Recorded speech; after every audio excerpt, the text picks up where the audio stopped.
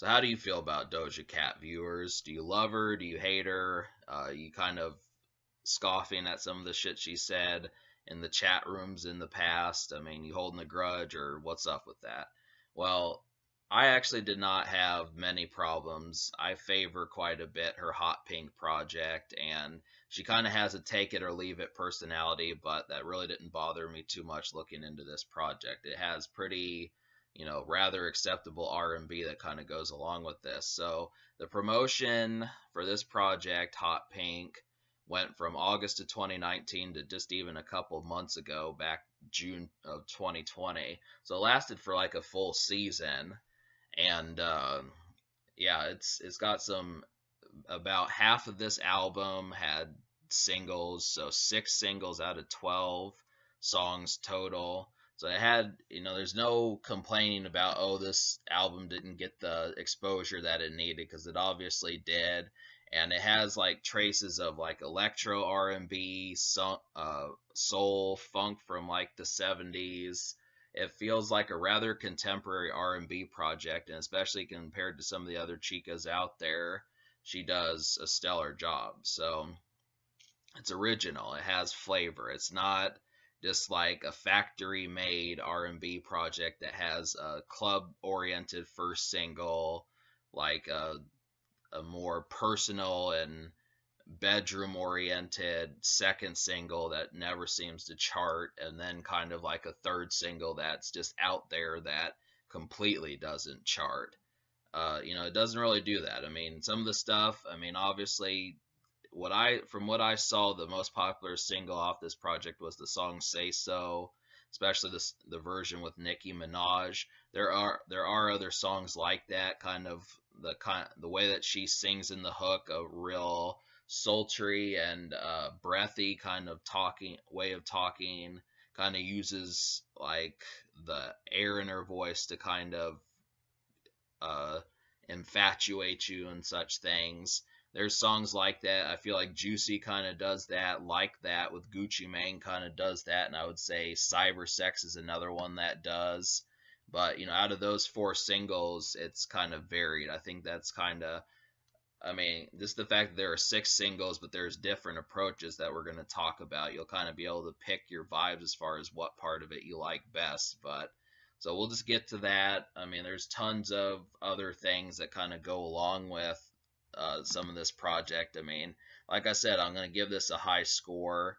So I did not have many problems with this project. But there is one, I suppose I'll talk about that before I get to it. It's just the fact that you can't buy this album on CD. I mean, you have to buy it digitally, so I don't feel like buying, like, all the songs I want, because it's obviously, you might as well just buy the album, but then I would just prefer to pick it up in CD format. And of course, it's in vinyl and digital, so either way, I don't know why you would pick vinyl over CD, but so that's just an off the wall complaint. So yeah, the first single was Juicy with Tyga. This actually came out on her first album, like on the deluxe or something. It has, I mean, it's really kind of a primping kind of song. It feels like she's getting ready to go on a date or something, or she's excited about getting ready to see whoever.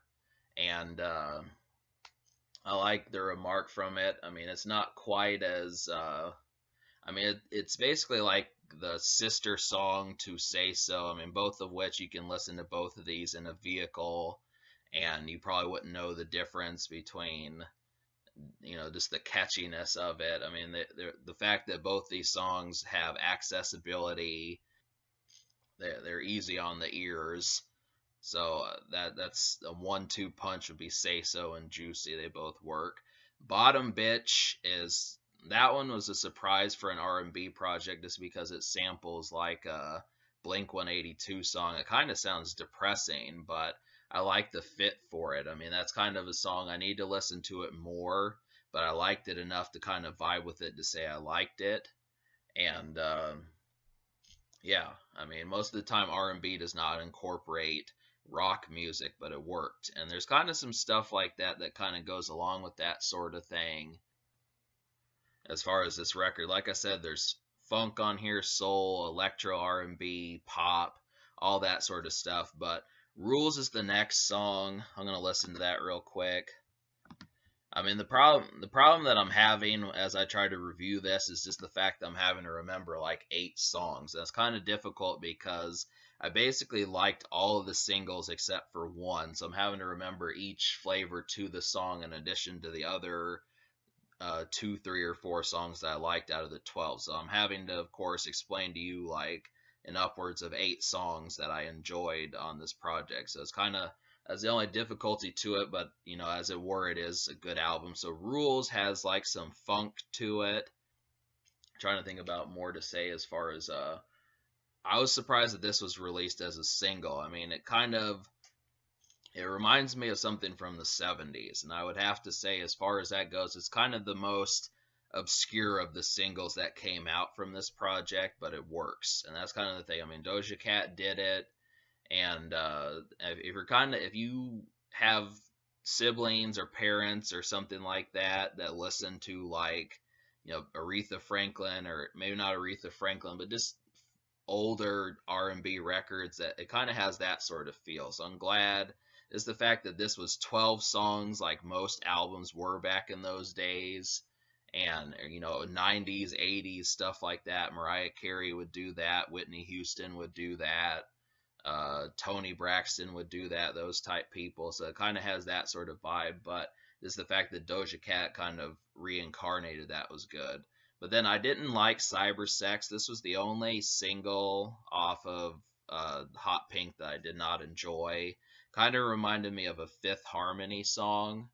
It kind of has like a feel of almost like a safe for work kind of thing, minus the fact, if you get like the clean version, it would probably come off that way as safe for work. But even despite the topic, obviously finding some woman and messing with her sexually on FaceTime or something like that, I didn't like the production for it, and I would also have to say that was not enthused about the singing. But Say So is basically the best single on here. It's the most approachable. When I said that Juicy and Say So was like a 1-2 punch, it basically is. I would recommend, for most people, I would probably say the introductory song I would recommend as far as Doja Cat would be Say So. That really feels like something out of the 60s, something real psychedelic, like you'd have a shaggin' wagon or something like that and kind of drive around with like hippies and stuff. Either version, whether you get the Nicki Minaj version or this one, I like the original version. Didn't really bother me. I'm surprised that the Nicki Minaj one wasn't on the deluxe, but it's a pretty fantastic song. You could probably hear it on the radio. Like that was with Gucci Mane, kind of came out after the success of Say So, just to kind of get Doja Cat more popularity in the mainstream radio. I don't know how high it charted, but it's another decent song. I'd say that would be like the third best single, the most approachable single out of the 6 that came out, the third most approachable. Gucci Mane does well on the song. He doesn't trip up. And then after that, I would have to say it's basically, just like Juicy and Say So. So that kind of R&B, the kind of floaty way of talking, I guess, just kind of just putting some real breath into your voice kind of stuff. So it's very I guess arousing almost, you would think. So those kind of songs kind of happen. So Doja Cat knows how to do that. It's an extra. Nicki Minaj doesn't really add that sort of spunk to her voice. I think she did back in like the Young Money days, but she doesn't do it as much now.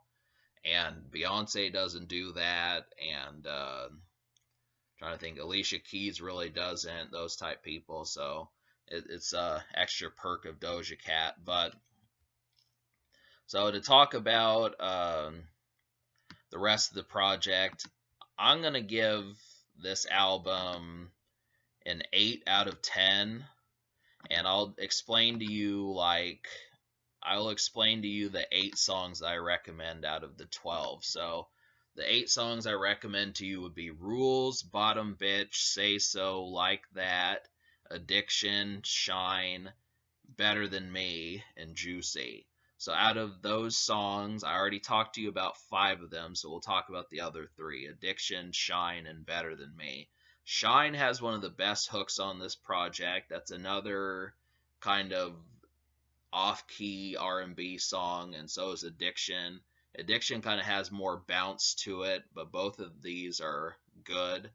I guess to describe that more, they kind of, I mean, I would say just on a standard R&B project, those would kind of be like album cuts that would boost up a project. But the fact that she had 6 singles and then she's putting out also more R&B on top of that to kind of bolster the project even further just works that much better. So Addiction kind of has an up pace and, you know, real sing-songy, and then Better Than Me has a great hook. That one is, this is getting difficult to remember all these songs, but Better Than Me has a great hook. That one kind of feels, you know, real bedroom-esque. There's all sorts of vibes that go along with it. In all honesty, if you liked all 8 of the songs that I recommend to you, and then you wind up liking a few of the ones I didn't like Cyber Sex and Won't Bite, there's really no reason why you wouldn't want to pick up this project. I really felt like the hook on Won't Bite was atrocious.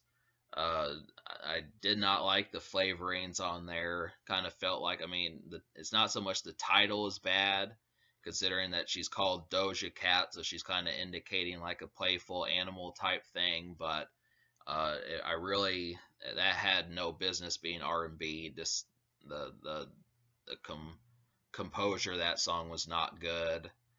Yeah, there's just not too many other songs that, there weren't many songs on this project I didn't like, but that's virtually how it goes. So to talk about those, but I'll also list a few of the ones that I would go for immediately if you want to know like the absolute best ones out of the 8. So I would say So, Shine, Better Than Me, and Juicy. Those would be the 4 ones I'd go for first, but then out of the 8 songs I recommended, you really can't go wrong. So for the most part, this is a pretty affable project, and I would say you can dive into it, find something, and not a lot of complaints for the most part. But and that's kind of the situation that goes along with it, is just me wanting to kind of talk about how if you're getting at least 2 or 3 of every style of song that you like, there's really not too many indications as to why you would have something to, you know, carry a grudge over. When you think about it, like Cyber Sex, there's another song like Cyber Sex.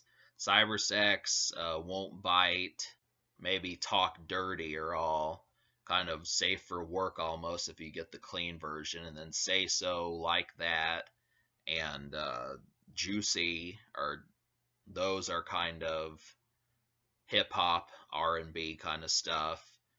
And then you have like, and then you kind of have like up-tempo R&B with songs like Shine and Better Than Me and Addiction. So there's plenty to go around in terms of that. I mean, she understood, and that's something that I liked about this project, was the understanding of what kind of was wanted from an R&B record, which a lot of R&B artists, they will put out something, but it kind of feels like they don't have like the full understanding of how an R&B record should kind of come about, which is one thing I would say I don't complain about this project, is just the fact they know that when you find a hit single, especially like a dance song or a club song or some sort of sex song, one of those type songs, then you say, I want something else like this. I'm not ready to kind of change the mood or change the vibes or whatever kind of attitude, even the attitude as to what's going on. But especially when there's 12 songs, it does not leave a lot of room for freedom to kind of make sure that everyone is satisfied more than once. But Doja Cat does that, which is, that's like praise. That's definitely something to praise, is to be able to say that sort of thing. So that's kind of where that goes. But the social score I will give, I'll give the social score a 10, just because she had a #1 on the Billboard 100. It was a massive TikTok song, had a bunch of dance challenges, that sort of stuff. Celebrities liked it. I would say, you know, Juicy and the Gucci Mane song are more songs like that that charted modestly, and then you had other singles that just kind of work. So there was plenty on this project. I'll give the social score a 10, which means if you were to recommend this to friends of yours and kind of want to introduce them to your circle, that's how that would work. So yeah, uh, pretty much a uh, definitely above average R&B record.